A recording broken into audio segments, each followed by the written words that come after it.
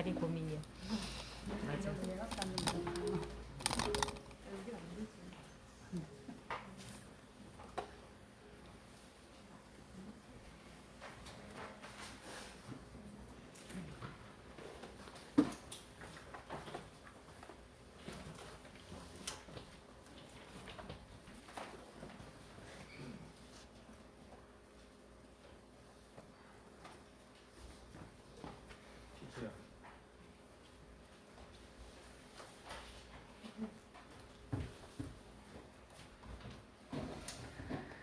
네, 하나님이 오늘 우리가 예배를 찬양 드릴 때 우리가 드리는 이 찬양도 들으시고 기뻐 흥명하셔서 예배를 기뻐 받으실 수 있도록 우리 마음을 하나님께로 모아서 하나님께 찬양을 이 시간 같이 드리겠습니다. 나의 주, 나의 하나님이여 찬양 드리겠습니다.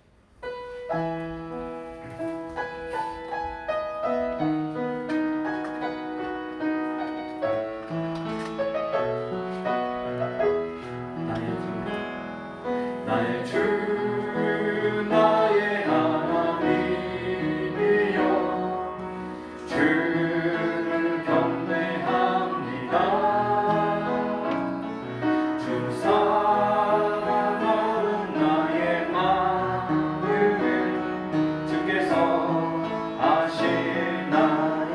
나의 주 나의 주 나의 주를 경배합니다. 주 사랑하는 나의 마음을 주께서 아시나이다. 깨트를 높아 내게 없으며 주께 들을 야유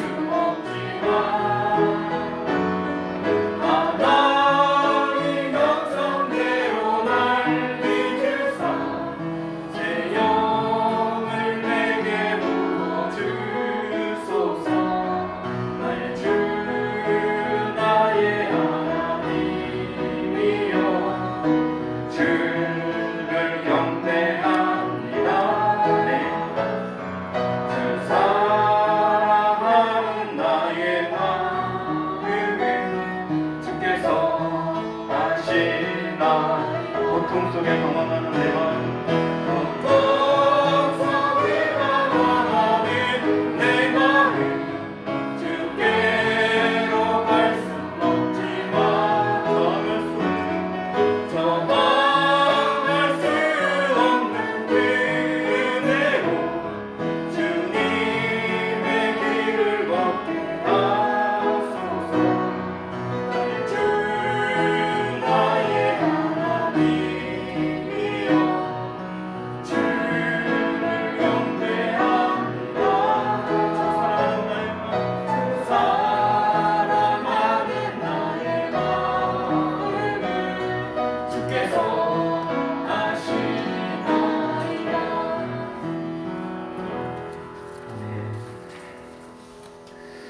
아마 우리나라 복음 선거가 한 수천 곡 있겠죠. 만 곡이 넘을까요? 아무튼 그 중에서 이 똑바로 보고 싶어요 이 찬양 굉장히 많이 사랑을 받은 곡 중에 하나일 겁니다. 우리 하나님께 내 마음 다해서 똑바로 보고 싶어요 찬양 드리겠습니다.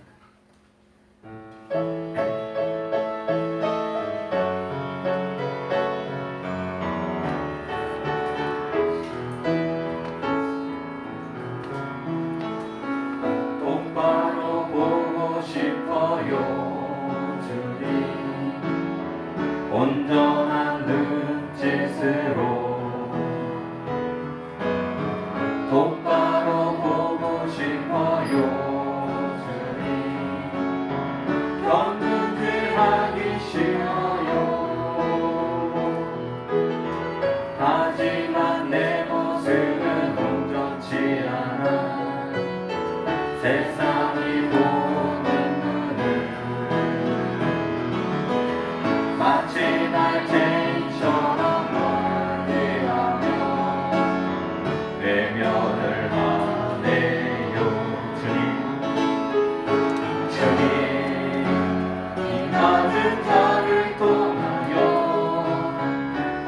어디에 쓰시려고 이렇게 초라한 모습으로 만들어 놓으셨나요? 당신께 드릴 것은 사모하는 이 마음, 이 생명도 달라시며 십자가에 놓겠으니 얼굴은 육신 속에 참빛을 심게 하시고 다시 뿌린 세상 속에 이날로 썩게 하소서. 똑바로 걷고 싶어요. 똑바로 걷고 싶어요. 주님 온전한 몸짓으로 똑바로 걷고 싶어요. 똑바로 걷고 싶어요. 주님 귀뚱하기 싫어요. 하지만 내 모습은 온전치 않아. 세상이 보는 눈은 마치 날 죄인처럼 멀리하며 외면을 하네요. 주님 이 낮은 차를 통하여 어디에 쓰시려고 이렇게 초라한 모습으로 만들어 놓으셨나요? 당신께 드릴 것은 사모하는 이 마음, 내 생명도 달라시며 십자가에 놓겠으니 얼굴은 육신 속에 참빛을 심게 하시고 다시 뿌린 세상 속에 이날로 썩게 하소서. 아멘. 그 다음 찬양 두 개는 우리 박수 치면서 힘차게 빠르게 기쁘게 찬양드리겠습니다. 호산나.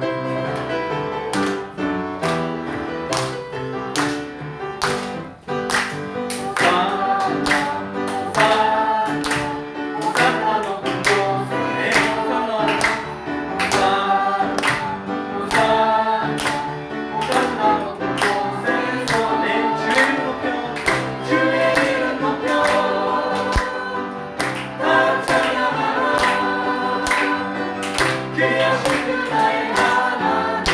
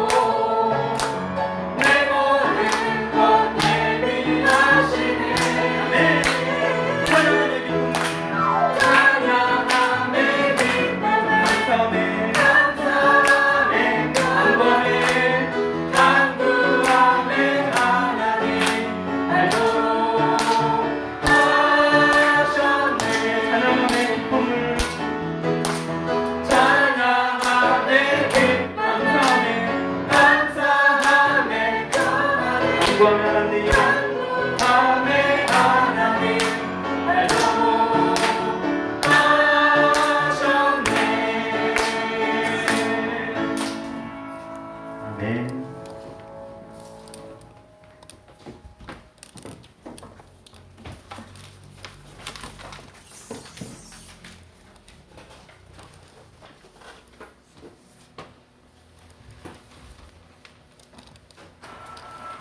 묵상 기도 드림으로 주일오후 예배 시작하겠습니다.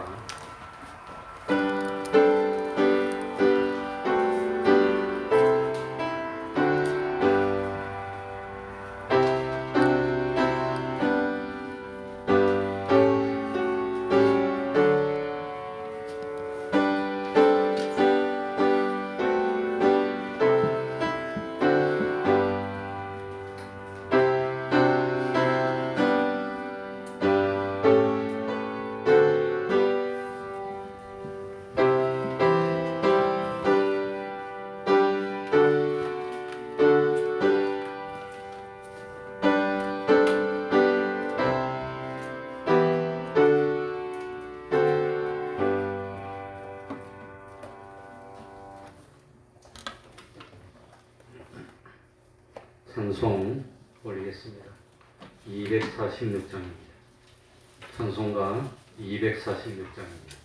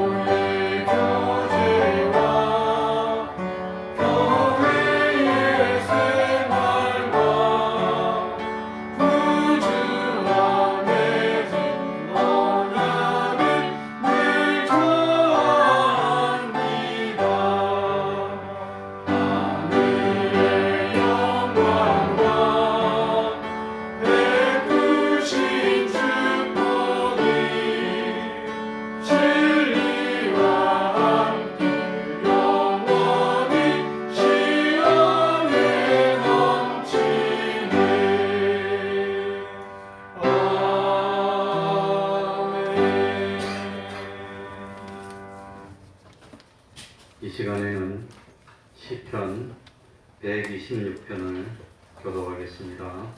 시편 126편입니다. 구약성경 898쪽이 되겠습니다.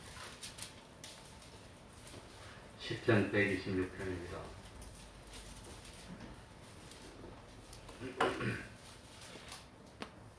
교독하겠습니다. 여호와께서 시온의 포로를 돌리실 때에 우리가 꿈꾸는 것 같았도다. 그때 우리에게는 웃음이 가득하고 우리 혀에는 찬양이 찼습니다.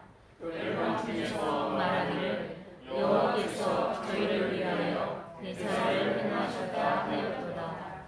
여호와께서 우리를 위하여 대사를 행하셨으니 우리는 기쁘도다. 여호와여 우리의 포로를 남방 시내들같이 돌리소서. 눈물을 흘리며 씨를 뿌리는 자는 기쁨으로 거두리로다. 울며 씨를 뿌리러 나가는 자는 정령 기쁨으로 그 단을 가지고 돌아오리로다. 아멘. 이제 이 시간 예배를 위해서 통성으로 기도드리겠습니다.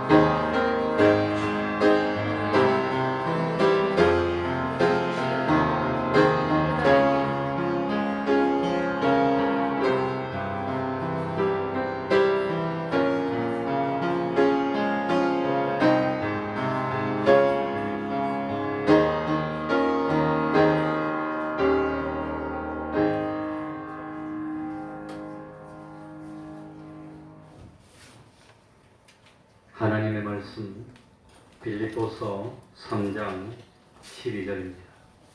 빌립보서 3장 12절입니다.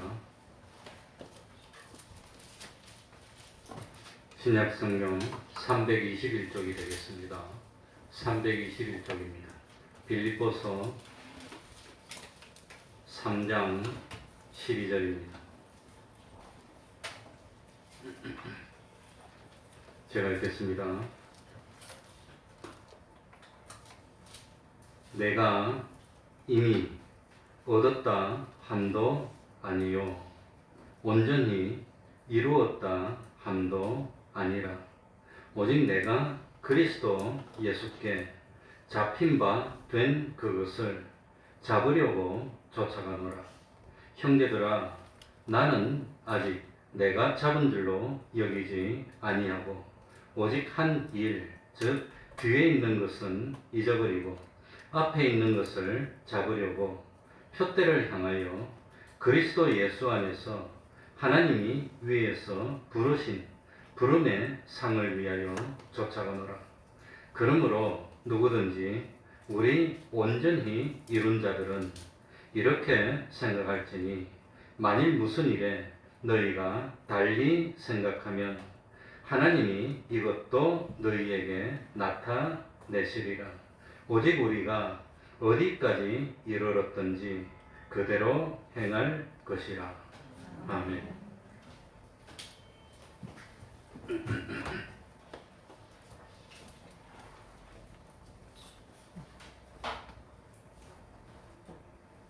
하나님의 감동을 받은 사도 바울은 빌립보 교회 성도들의 신앙, 오늘날 우리 태평동 교회 성도들의 신앙이 계속해서 성장하기를 원했습니다. 그래서 성령님의 감화 감동하심에 따라서 어떻게 하면 신앙이 성숙해지고 성장하는지를 가르쳐주고 있습니다. 오늘 바로 본문 앞에 빌립보서 3장 5절부터 보면은 사도 바울이 예수 그리스도를 알기 전에 잘못된 것을 자랑하며 살았다는 사실을 고백하고 있습니다. 이 바울은 예수 그리스도를 만나기 전에 자기가 유익하고 참 좋은 것으로 생각하여 자랑할 만하다고 여겼던 것을 7가지로 설명하고 있습니다. 처음에 4가지는 태생적으로 되는 겁니다. 5절부터 보면 내가 며칠 만에 할례를 받고 8일 만에 할례를 받고 할례 받은 것을 자랑스럽게 생각한 겁니다. 그 다음에는 이스라엘 족속이요, 세 번째는 베냐민 지파요, 네 번째는 히브리인 중에 히브리인이요. 이 4가지는 자기 의지하고 상관없이 된 겁니다. 이런 걸 참 자랑스러웠습니다. 그리고 다섯 번째부터는 사도 바울이 자기가 노력해서 이룬 것들입니다. 율법으로는 바리새인이요. 바리새인이 안 될 수도 있고 뭐 사두개인도 될 수도 있지만 아무튼 바리새인에 속했다는 겁니다. 열심으로는 교회를 핍박하고 교회를 핍박하는 것이 하나님을 위하는 거로 생각인 겁니다. 그래서 교회를 핍박하고 그 다음에 율법의 의로는 흠이 없는 자로다 이렇게 생각했습니다. 그 과거에는 이런 것을 자랑스럽게 여겼습니다. 그런데 부활하신 주님을 만나고 난 뒤에 바뀌었습니다. 7절 봅시다. 빌립보서 3장 7절 다 같이 읽겠습니다. 그러나 다 같이 읽겠습니다. 시작. 그러나 무엇이든지 내게 유익하던 것을 내가 그리스도를 위하여 다 해로 여길 뿐더러. 그전에는 유익하다고 생각했는데 주님을 만나고 보니까 그 유익한 것이 아니라 뭐가 됐단 말이죠? 해롭게 됐어. 그래서 난 이제는 부끄러운 걸로 생각하는 겁니다. 옛날에는 자랑스럽다고 이걸로 막 자랑했는데 이제는 부끄럽게 생각해요. 그러니까 열등감이 많은 사람일수록 자꾸 자기를 감싸려고 그래요.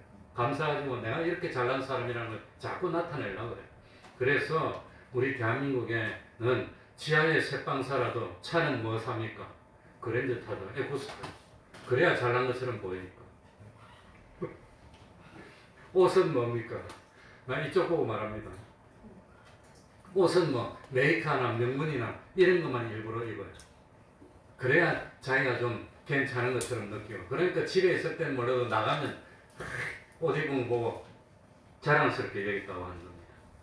그런데 참 왜 옛날에는 자랑스럽게 여기는 것을 지금은 부끄러운 거로 생각했습니까? 왜 그러지요? 7절에 보니까 뭐라고 해놨지요? 누구를 위하여? 그리스도를 위해서. 그리스도를 위하려고 보니까 그것들이 다 해롭게 되고 오히려 도움이 안 되더라고 하는 겁니다. 그래서 부활하신 예수님을 만나고 난 뒤에 정말 이제 새로 얻은 것이 생겼다고 하는 겁니다. 그게 5가지입니다. 8절부터 11절까지 5가지 나오는데 제일 먼저 뭐가 나옵니까? 그리스도 예수를 아는 지식을 얻은 겁니다. 예수님이 그전에는 죄인인 줄 알았는데 이제는 하나님의 아들인 걸 알게 됐습니다. 두 번째는 그리스도를 믿는 그리스도의 의를 얻었다고 나옵니다. 세 번째는 그리스도의 권능을 얻었습니다. 네 번째는 그리스도의 고난에 참여할 줄 아는 사람이 됐고 다섯 번째는 그리스도의 영광을 얻게 됐습니다. 이 5가지는 다 예수님을 만나서 알게 됐다고 하는 겁니다. 바울은 자기가 그리스도 예수 안에서 새롭게 얻은 이것들을 너무너무 귀하다는 걸 깨닫게 됐습니다. 그래서 지금부터는 철저하게 예수 그리스도의 중심의 삶을 살겠다 작정한 겁니다. 살아도 주를 위해서, 죽어도 주를 위해서. 그래서 17절 봅시다. 1절 안 했지만 17절에 보면 형제들입니다.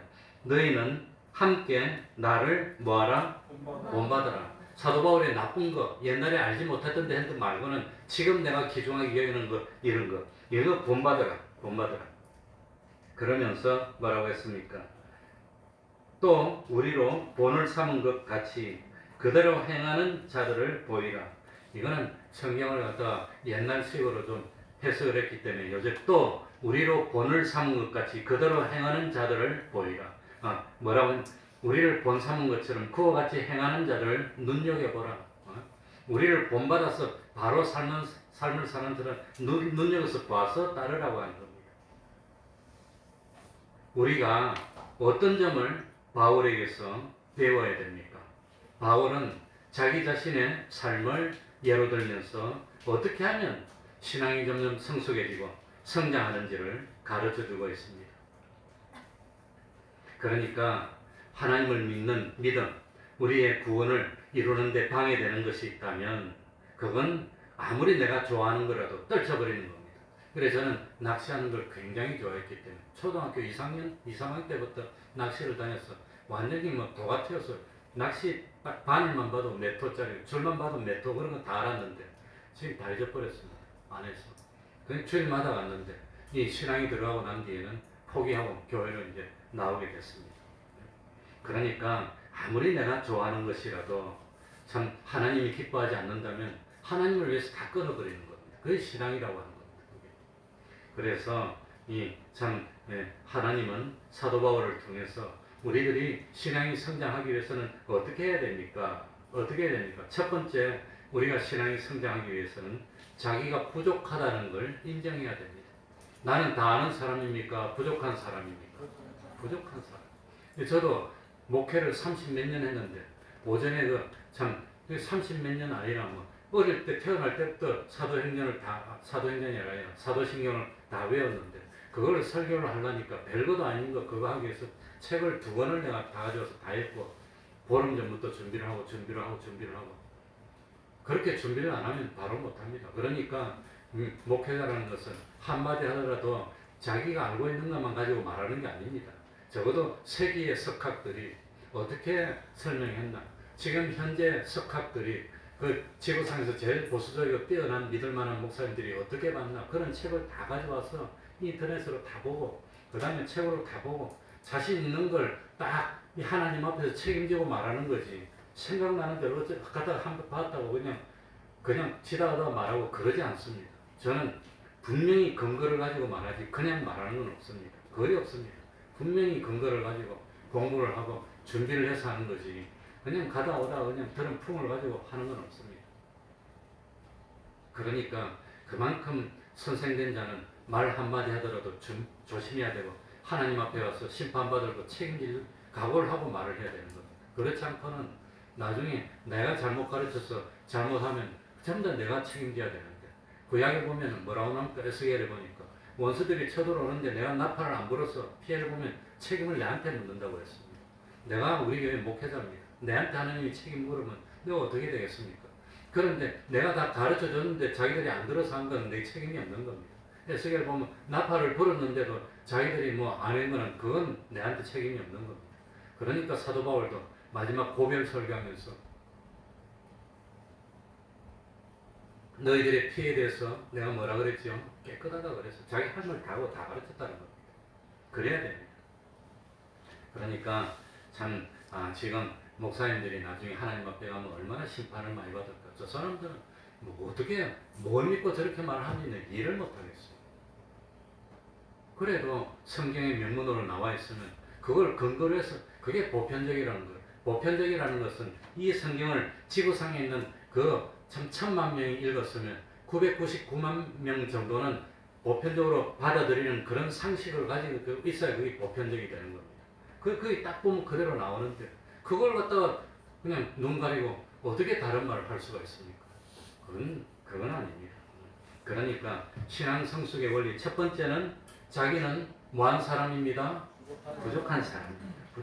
하나님은 교만한 거 싫어합니다. 알지도 못하면서 인간이 알면 뭘 안다고 하나님 앞에서 아는 체하고 그래 나옵니까? 그리고 다른 사람들도 마찬가지입니다. 오전에 예를 들었지만 지금 우리 교회 안 나오십니까? 뭘 안다고 책을 보면 얼마나 많이 받겠습니까? 나는 책 적어도 저 있는 거 한 몇백 권 이상은 봤습니다. 한 권이라도 설교할 때마다 또 보고 그럽니다. 그런데 중요한 설교하기 위해서는 적어도 책 한 대여섯 권은 사가지고 보고 주석도 다 보고 인터넷으로 다 찾아보고 그러고도 조심하고 말하는데 자기가 얼마나 많이 읽었다고 하나님은 사랑인데 하나님을 두려워하고 조심해라 이렇게 일어나서 얼마나 우스워요. 성경에도 나오는데. 그러니까 참 교만한 자는 물리친다는 하나님 앞에서는 나는 전과 같고 참 없는 거나 마찬가지입니다.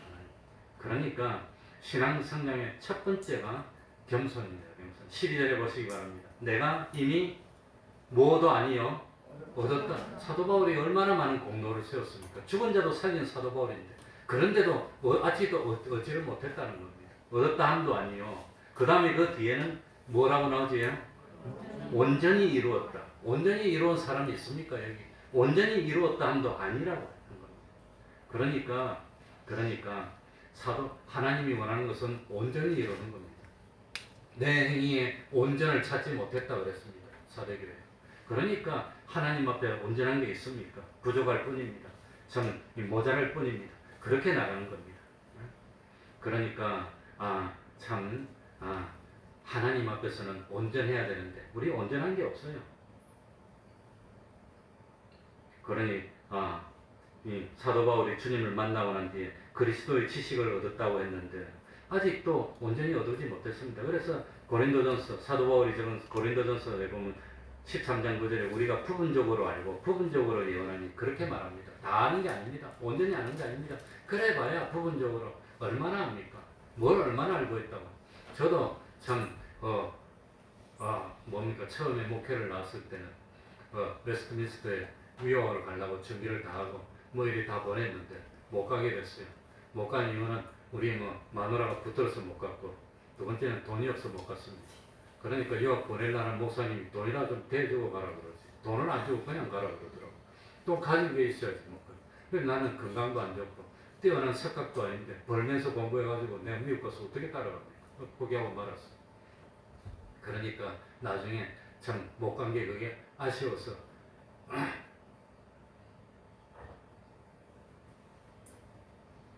어쨌든 믿을 만한 책 함부로 살 수는 없지만 책을 조심해서 봐. 책 잘못 보면 공산주의자 되는 겁니다.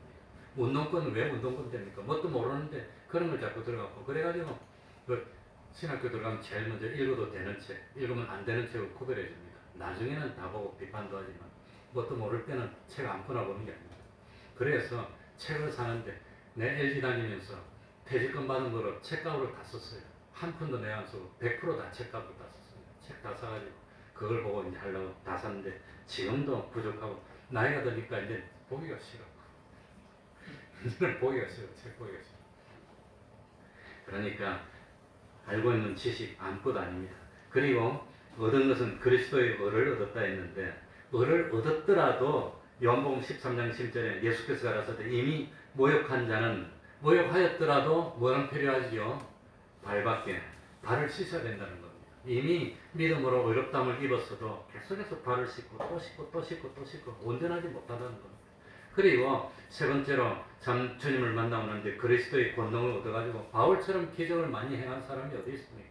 병자도 고치고 죽은 사람까지 살리고 그랬는데 귀신도 쫓아내고 그랬는데도 참 하나님이 바울 보고 꼼짝 못하게 고린도후서 12장 7절 보면은 너무 여러 계시를 받은 것이 지극히 크므로 자고하지 않도록 하기 위해서 육체에 뭘 줍니까?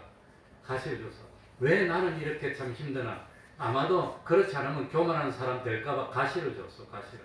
나는 왜 이리 하는 일이 안 되나? 그게 내 가시가 아닐까? 안 그래서 내가 잘 됐으면 얼마나 교만하고 하늘에까지 높아졌을까? 그런 생각이 듭니다. 그러니까 사도 바울도 함부로 하지 못하도록 다른 사람은 죽은 사람도 고치는데 자기 병은 하나님 아버지 내 병 고치게 해주세요. 자기가 자기 안수해요. 근데 안 고쳐줘. 안 고쳐줘. 다른 사람은 안수 안 해도 다 고쳐줘. 이러면 다 고쳐주는데. 그런데 자기는 아무리 해도 안 돼. 그러니까 내가 아무것도 아니구나.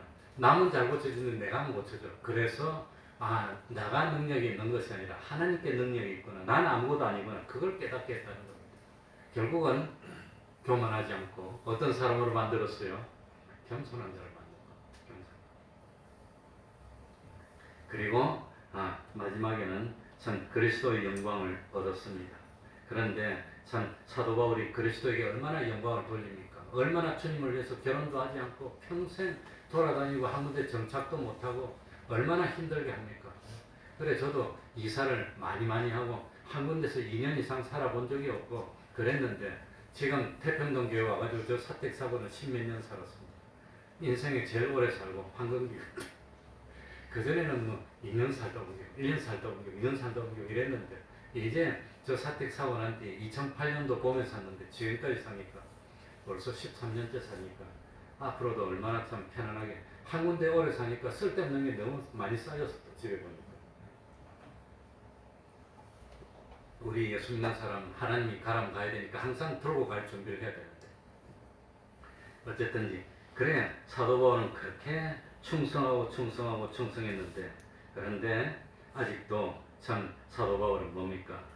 그리스도의 영광 모든 것을 얻었다고 자만하지 않았다고 하는 겁니다. 그러니 다른 것 이런 것처럼 다 잊어버리더라도 다 그러더라도 딱 신앙 성수하는데 첫 번째는 자기의 뭘 깨닫는 거지요? 나는 부족한 종입니다. 나는 온종일 참 밥 깔고 양치고 왔지만 나는 나 행한 거 다 행한 것 같지만 아직도 하나님 앞에는 무슨 종입니다? 아무런 이익이 안 돼. 하나님께 무익한 종. 왜냐하면 하나님 자체가 온전이기 때문에 도움이 필요 없어요. 무익한 종입니다. 하여야 하는 거, 그거 하나님이 하라는 거 겨우 그것만 했을 뿐입니다. 이게 사도 바울의 신앙 고백이었다고 하는 겁니다. 그러니까 참 자기가 온전하다고 착각하는 그 순간 이제는 내려가는 것밖에 없다는 걸 깨달아야 됩니다. 그러니까 신앙 성장의 첫 번째는 교만하지 않는 것, 겸손입니다. 두 번째 신앙 성장의 두 번째는 언제까지나 최선을 다하는 거예요. 최선을 다해라. 너는 최선을 다했느냐. 그래 제가 사실 좀 변명을 한다면은 저도 처음부터 배울 때 타자치로 배웠으면 될 건데 이 손글씨로 해가지고 이걸 하는 걸 습관을 들였기 때문에 모형실에 보면 책꽂이 노트가 쫙 여기까지 왔어요. 이제 한 칸 다 가고 한 줄 가고 위에까지 이만큼 왔는데 이걸 손글씨를 하다 보니까 설교 준비를 이 손가락 마디마디마다 안 아픈 데가 없어요. 그 다음에 손가락 마디만 아픈 게 아니라 이거 손목도 아파. 그 다음에 엘보도 왔어. 그 다음에 회전근개도 왔어. 이게.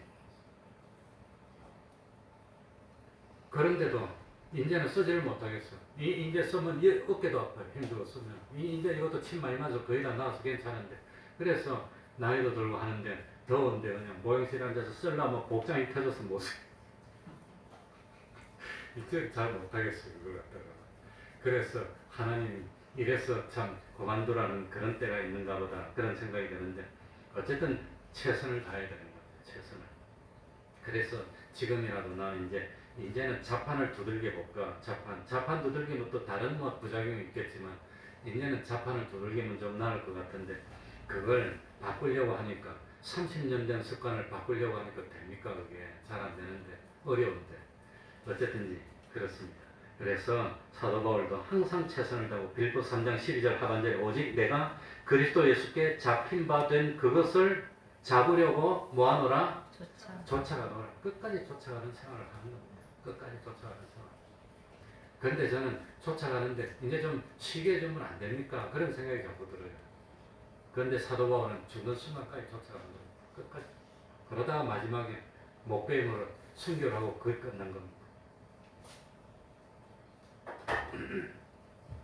그러니까 오직 내가 그리스도 예수께 잡힌 바 된 그것을 잡으려고 달려가노라. 무슨 뜻이죠? 예수님이 사도 바울을 잡으신 목적과 사도 바울이 잡힌 후부터 사도 바울이 잡으려고 한 것과 똑같다는 겁니다. 예수님의 목적이 바울의 목적이 된 겁니다. 예수님이 사도 바울을 왜 붙잡았지요? 왜 붙들었지요? 왜 그랬지요? 예수님이 사도 바울에게서 원하는 게 뭡니까? 뭘 원하고 있죠? 그걸 정식으로 말하면 참 하나님이 창세전에 바울을 미리 아시고 바울을 하나님의 아들로 미리 정하시고 하나님이 때가 되어 다메섹에 가는 길에서 바울을 불렀고 하나님은 예수님의 보혈로 바울을 참 의롭게 하고 그리고 영원한 경륜 가운데 영화롭게 하고 교리적으로 말하면 이런 거지만 참 예수님이 사도 바울을 부르신 목적이 뭐냐? 궁극적으로 한마디로 하면은 하나님의 형상을 이루라는 겁니다. 주님의 형상을 이루라고 하는 겁니다. 다른 것 다 있지만 그러니까 궁극적인 목적은 복음을 전해서 다른 사람을 구원으로 이끄는 것도 있지만 그건 하나님이 볼 때 하나님이 원하시는 것이고 그것보다도 그 사도 바울이 복음을 전하면서 누가 성화됩니까? 자기가 성화되는 겁니다. 자기가 속 썩어도 참고 이 사도 바울을 따라다니면서 속 썩이는 사람 죽이는 사람이 그렇게 많았는데 왜 그랬을까? 자기가 그랬어. 자기가 스데반도 죽이고 다른 사람 따라다니면서 다메섹까지 따라다니면서 잡아가지고 죽이고 이런 생활을 했는데 그런데 자기가 다른 죄 없는 사람 죽였으니까 근데 다른 사람도 자기가 행하고 똑같이 해가지고 자기도 당하는 겁니다. 그러면서 뭘 이루라고? 구원을 이루라고. 내가 옛날에 이렇게 괴롭혔어. 내가 죄 없는 사람을 이렇게 괴롭혔어. 죄 없는 사람을 이렇게 죽였어. 그러니까 저희들도 죄 없는 나를 이렇게 죽이려고 따라다니는구나. 그러면서 회개하고 구원을 이루는 겁니다. 야곱도 어떻게 했습니까? 형 속였잖아요. 아버지 속였잖아요. 그러니까 야곱도 죽는 순간까지 자기 아들도 야곱 자기 속여서 얼마나 슬프게 살았습니까? 보니까 요셉이 안 죽고 살아있네. 10명의 아들들이 똘똘 뭉쳐서 속였어. 그러니까 자기가 속였으면 하나님은 세상에서 속임을 당하게 만들면서 자기가 지은 죄를 다 씻어내게 만드는 거예요. 성화되게 만드는 거예요. 그래 뿌린 대로 거두는 겁니다. 그래, 다윗 왕이 뭡니까? 자기가 충성스러운 신하 우리아의 아내를 빼앗았고 우리아를 죽여버렸더니 하나님이 어떻게 갚습니까? 자기 아들이 다른 아들을 죽이네. 얼마나 부모로서 그거보다 아픈 거. 우리 그 사모도 보니까 나이 드니까 아들이 최고야, 딸이 최고야. 그냥 와가지고 보여준다고 그러고 눈물 흘리고 뭘 하려고 난리가. 나보고도 그냥 사진 찍으라고 난리를 하고 그냥. 그런데 그 아무리 뭐 이 아들이 이 아들을 죽이면 뭐 어쩝니까? 그거. 얼마나 마음이 아프겠어. 그러더니 이 아들이 이 딸을 갖다가 그냥 보내버리고 자기가 남의 아내 보나니까 하나님이 그렇게 갚는 겁니다. 그러니까 그거 생각하면서 내가 이렇게 잘못했구나 잘못 회개해가지고 드디어 성군이 되고 성왕이 되게 만들었다는 거예요. 하나님이 보통 하나님이 아닙니다. 그러면서 자기 죄를 씻고 씻는다고 죄가 없어집니까? 그런데 그렇게 고통스러울 때마다 내가 옛날에 이랬어. 내가 옛날에 이랬어. 사도 바울도 고통스럽고 자기를 죽이려고 막 잡으러 올 때마다 내가 옛날에 이랬어. 내가 그럴 거 아니에요. 그러면서 회개하게 만들고 나는 당해도 싸 죽어도 싸 그러면서 성화를 이루고 나는 아무것도 아니야. 그러니까 주님이 사도 바울을 붙들어 준 거는 결국은 예수님을 닮으라고 한 거예요. 닮으라고. 그래, 신앙 성숙의 첫 번째는 겸손이고 두 번째는 뭡니까? 예? 두 번째는 최선을 다하고 세 번째는 집중하는 겁니다. 포커스를 맞추는 겁니다. 이것도 하고 저것도 하고 그게 아니라 집중입니다. 집중. 그러니까 다른 박질을 하는 자는 표대를 향해서 그 목표 하나만 생각하는 거예요. 다른 거 생각 안 해요. 다른 그 목표 하나만 생각하는 겁니다. 집중하는 겁니다. 공부하는 학생은 안 죽을 만큼 공부해야 됩니다. 난 거짓말 좀 못하면 숨 넘어갈 때까지 공부했어. 공부하려면 그 정도는 해야 될 거 아니에요. 숨 넘어가는 때까지 하는 겁니다. 아니에요. 그래, 공부 열심히 하다가 옛날엔 우리 선배들은 1년에 한 2명씩은 정신 돌았다더라고. 너무 열심히 해요. 그만큼 하려면 하고, 예수 믿으려면 아예 그냥 작정하고 믿어야지. 이것도 이거 한 달이면 세상에 걸치고, 한 달이면 교회 걸치고, 하나님이 그러면 기뻐하겠습니까? 집중입니다, 집중. 그래서 13절에 보시기 바랍니다. 뭐랬지요? 형제들아, 내가 아직 뭐한 줄로 여기지 아니하고 아직도 잡지를 못했어. 그리고 오직 한 일, 뒤에 있는 것은 뭐하고? 지나간 것 다 잊어버리는 겁니다. 지나간 것 다 잊어버리고 앞에 있는 목표를 향해서 그냥 달려가는 겁니다. 목표를 향해서. 집중하는 겁니다. 집중.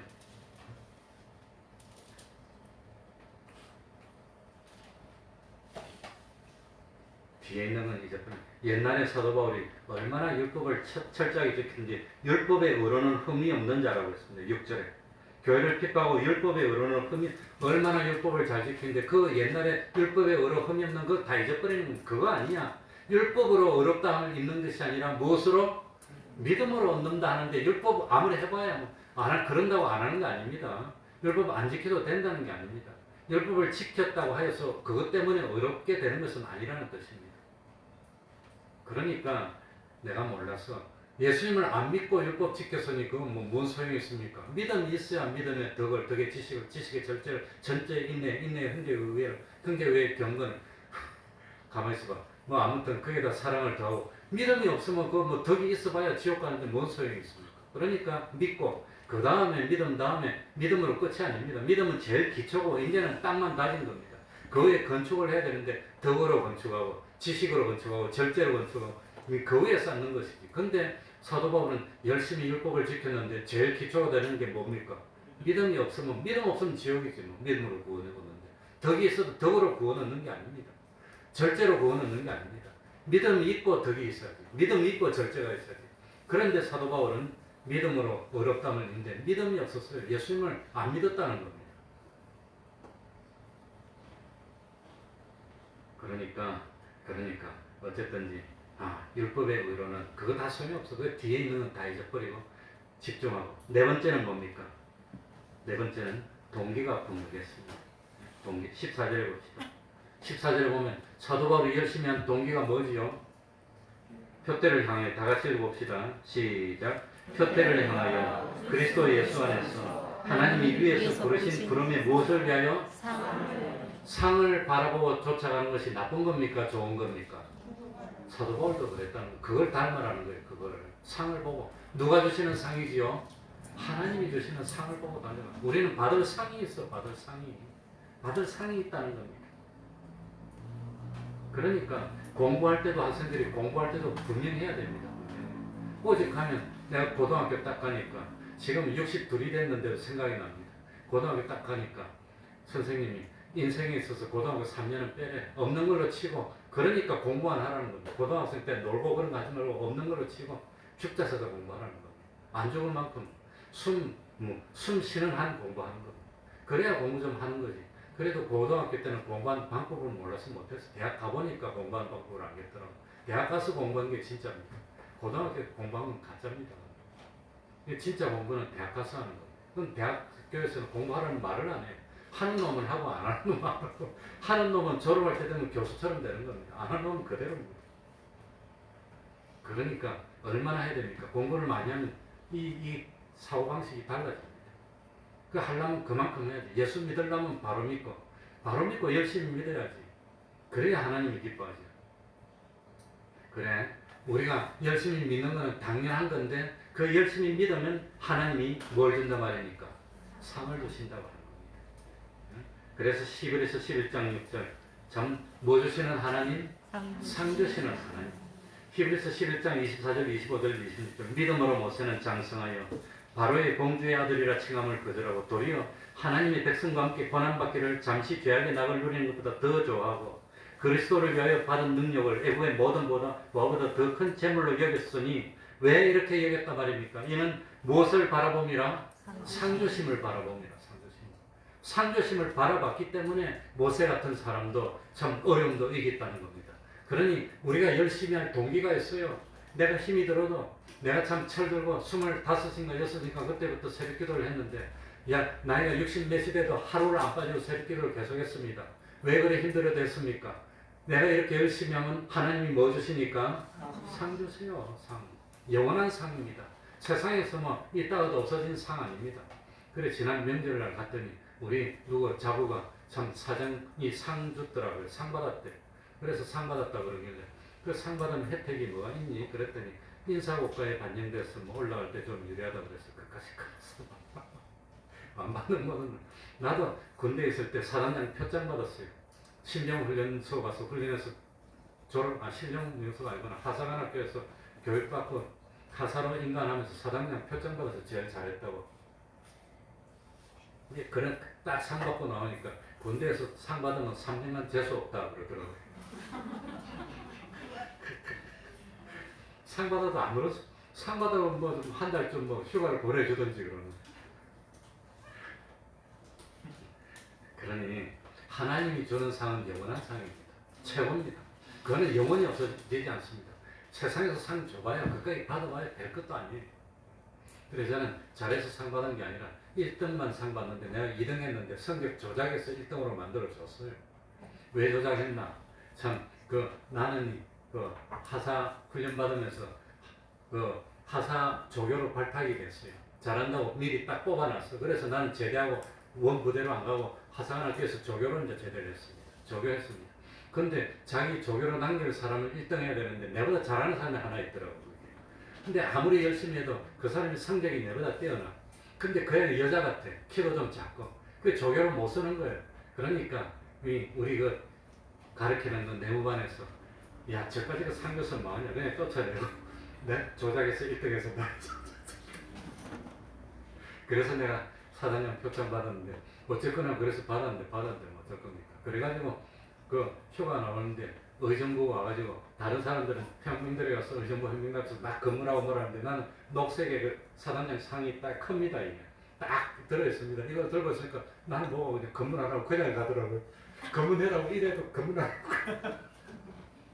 그걸 하나 줬더라고요.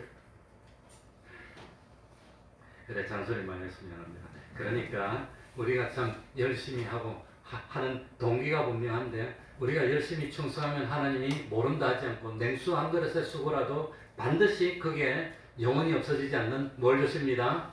상을 주신다는 겁니다. 그건 영원히 재수 좋은 겁니다. 영원히 재수 좋은 겁니다. 다섯 번째로 사도 바울은 하나님의 도와주심을 구했습니다. 도와주심. 그러니까 우리가 예수님을 본받아야 되고 하나님이 위에서 우리를 부르시는 그날까지 예수님을 본받기 위해서 전력으로 달려가야 하는데 이 일을 하는데 어려움이 많다는 겁니다. 어려움. 어떤 어려움입니까? 그 어려움 중에 하나는 15절입니다. 보면은 그러므로 누구든지 우리 온전히 이룬 자들은 이렇게 생각할지니 만일 무슨 일에 너희가 달리 생각하면 나하고 똑같이 생각해 주면 좋은데 달리 생각하는 사람이 있다는 겁니다. 달리 생각하면 하나님이 이것도 너희에게 뭐 하시리라? 나타내시리라. 달리 생각하는 사람들이 이제 온다는 겁니다. 그 대표적인 사람 중에 하나가 할례입니다. 할례. 예수님 당시는 할례 안 받으면 이스라엘 백성이 아니다. 약속의 언약이 아니다. 그래서 할례가 모세부터 시작하는 겁니다. 모세가 그 하나님 앞에서 나 같은 못난 자를 보냅니까? 그러고 하나님 가라니까 애굽으로 돌아가는 도중에 하나님이 죽이려고 합니다. 그때 모세의 아내 시프라가 아들을 데려서 할례를 행하고 그걸 던집니다. 하나님 앞에. 그게 무슨 의미겠습니까? 약속하지 않았습니까? 우리가 언약의 백성 아닙니까? 하나님 언약 아닙니까? 우리를 통해서 백성을 이룬다 하고 이 출애굽의 역사를 이룬다 놓고 죽이면 됩니까? 급했습니다. 그래가지고 할례의 표시로 그걸 내놓으니까 하나님이 내가 언약했는데 그래가지고 모세를 안 죽이고 용서해 주는 겁니다. 언약. 하나님은 약속에 신실하신 하나님이니까. 그래 그때부터 할례를 행해서 다 할례를 행했습니다. 그런데 사도 바울은 할례가 안 해도 된다 상관없다. 할례로 구원 얻는 것이 아니라 믿음으로 구원 얻는다. 이래 가르쳐 놨더니 이 갈라디아 교회에서 그리 가르쳐 놨더니 예루살렘에서 이 오리지널이라는 사람하고 야 아브라함도 할례 받았고 이삭도 할례 받았고 야곱도 할례 받았고 아브라함도 받았고 모세도 할례 받았는데 네가 모세보다 대단한 사람이냐? 그런데 네가 뭐라고 할례를 안 받아도 된단 말이냐? 이스라엘 백성들은 습관적으로 할례를 행했는데 누구는 안 했지요? 이방인으로서 예수 믿는 사람은 할례를 행하지 않는 겁니다. 그러니까 이방인들도 할례 안 받으면 구원 못 받는다 그러니까 할례로 구원 받는 것이 아니라 무엇으로 구원 받는다 말입니까? 무엇으로? 믿음으로 구원 얻는다는 겁니다. 할례 안 받는 거, 할례 받아도 야 너가 안 믿으면 지옥 간다는 겁니다. 그러니까 할례 받는다고 해서 구원 얻는 거 아니다. 이스라엘 백성이라고 해서 구원 얻는 거 아니다. 아브라함의 자손이라고 다 아브라함의 자손이 아니다. 뭐만? 언약의 자손만 하나님의 자손이라는 겁니다. 그래서 믿음이 중요하고 그래 실제로 몸의 할례를 받아놓고 왜 하나님을 안 믿냐? 왜 예수님을 안 믿냐? 왜 아브라함처럼 행동하지 않느냐? 그러니까 몸의 할례 받는 것보다도 마음의 할례를 받아야지. 마음으로 언약을 지켜야 되지 않냐? 그 말입니다. 그겁니다. 그러니까 참 달리 생각하는 사람들에게 달리 생각하면은 하나님이 가르쳐주고 도와주실 거라고. 하나님이 도와주십시오. 이거는 내가 하지 못할 영역입니다. 그겁니다. 내가 하는 데까지 하고 못하는 것은 하나님이 도와주십니다. 마지막 6번째로 신학 성숙의 원리는 여기 보면은 16절에 그대로 행할 것을 우리가 어디까지 이르렀든지 중단하지 않고 끝까지 계속해라는 겁니다. 끝까지 계속 그대로 행할 것이라. 끝까지 계속 하나님 앞에 가는 순간까지 최선을 다하는 겁니다. 그래서 사도행전 20장 23절에 보면 오직 성령이 각성해서 내게 증거하여 결박과 환난이 나를 기다린다 하시나.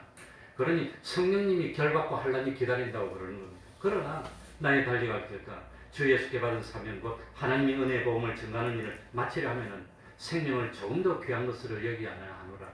내가 죽을 줄 알지만 내 생명을 바치고 복음을 전하겠다고 가서 결국은 순교로 끝을 바친 겁니다. 예, 저도 나이가 많아지니까 자꾸 옛날에 그 젊었을 때 참 이 결기를 다지던 그런 결기가 없어지는 것이 아닌가, 희미해지는 것이 아닌가. 그러면 안 되는데. 그래서 6가지 한번 해보세요. 처음엔 신앙이 성장하는데 제일 처음에 뭐였지요? 자기의 부족함, 겸손해야 된다는 것. 두 번째는 최선을 다하고, 세 번째는 집중, 주님을 본받는 일에만 집중하고, 네 번째는 상 받기를 바라보는, 다섯 번째는 하나님이 도와주십시오. 그냥 하나님. 여섯 번째는 중단하지 않고 끝까지 그대로 계속해서. 참 중단하면 하나님 기뻐하지 않습니다. 심지어 뒷걸음치면 하나님 기뻐하지 않습니다.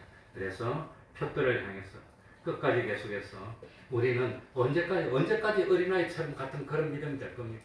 언제까지나 주일날 겨우 갔다 안 갔다 하고 그럴 겁니까? 장성한 신앙이 돼서 참 믿음이 성장해야 되지 않겠습니까? 그리스도의 장성한 분량이 충만한 데까지 성장하는 우리들이 되어야 되겠습니다.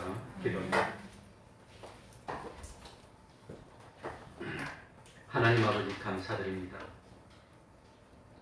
참 코로나 때문에 많은 방해가 있고 어려움이 많습니다. 인플레가 오면은 이자가 오른다 그럽니다.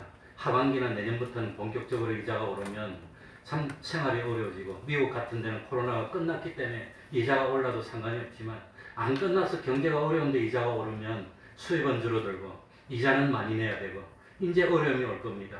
빨리빨리 면역을 참 획득 못하고 아직 코로나에서 회복 못한 상태에서 이자가 올라가는 그런 비극이 일어나지 않도록 하나님 아버지 우리나라를 사랑해 주시고 보호해 주시고, 이건 이 백신을 빨리빨리 들여와서 잘 맞을 수 있도록 은혜 베풀어 주옵소서.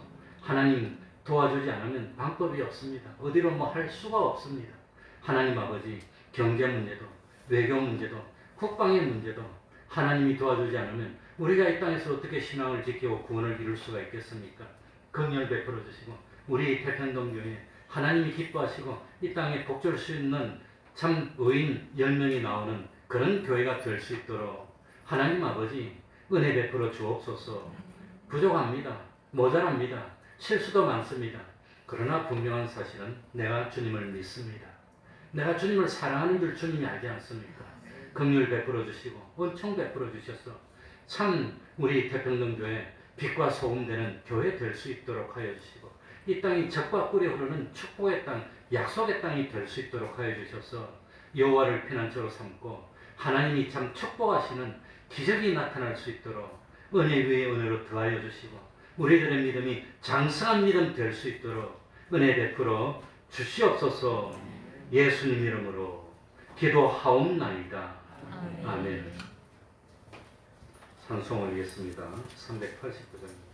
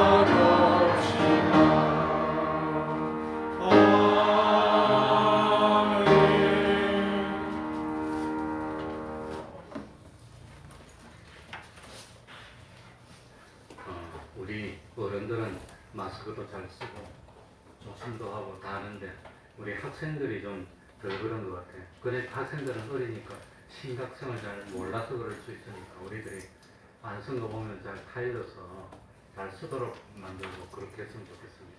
가끔 몸에 안 맞는 뭐 아이들이 큰 걸 쓰고 와서 훌르덩 이게 내려오고 그러는데 어쨌든지 아이라고 병균이 안 묻는 게 아닙니다.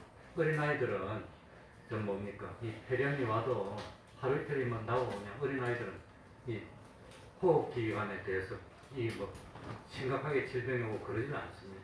그 애들은 영아들은 폐렴 와도 그냥 하루 이틀 지나고 그냥 약물 그냥 나와요. 그러니까 괜찮을지 모르지만 병균을 묻혀서 어른한테 옮기면 어른은 심각해지는 겁니다.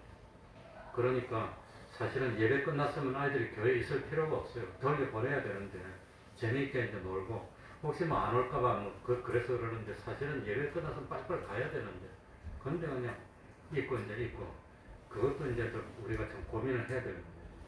그러니까 아이들이 이제 저도 뭐 뒤에서 마스크도 안 쓰고 지금 뭐 화장실 왔다 갔다 뛰어갔다 뭐 왔다 갔다 해서 그러는데 어쨌든 이제 마스크 좀 잘 가르치고 우리들이 위생규칙을 잘 지켜서 며칠 전에 이 크리스찬 신문에 난 거 보니까 이 대한민국에서 보니까 종교기관에서 코로나 걸린 데 보니까 개신교가 제일 많았다고 해요. 불교는 거의 없고 천주교도 거의 없고 거의 다 개신교. 그러니까 뭐 신천지 말고도 개신교가 제일 많으니까 우리가 조심합시다. 그런 기사가 났는데 정말 우리들이 규칙을 잘 지키고 조심해야지. 그렇지 않으면 참 우리들이 위생규칙을 잘 못 지키면 그것도 하나님 앞에 덕이 안 되는 거니까. 그래서 예배의 방해를 받지 않고 중단이 안 오도록 그랬으면 좋겠습니다.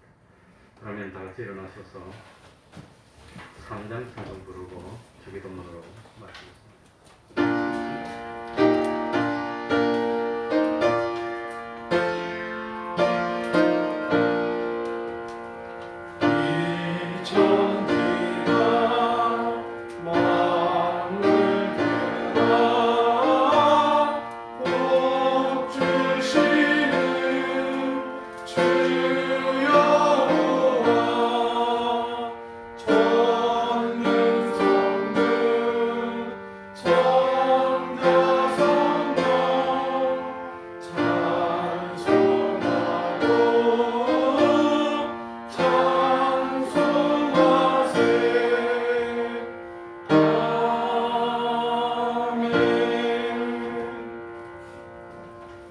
하늘에 계신 우리 아버지여, 이름이 거룩히 여김을 받으시오며 나라의 임하옵시며 뜻이 하늘에서 이룬 것 같이 땅에서도 이루어지이다.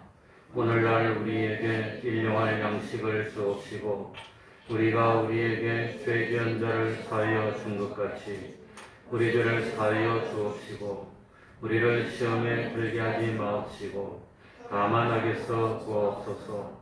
대개 나라와 권세와 영광이 아버지께 영원히 있사옵나이다. 아멘. 아멘.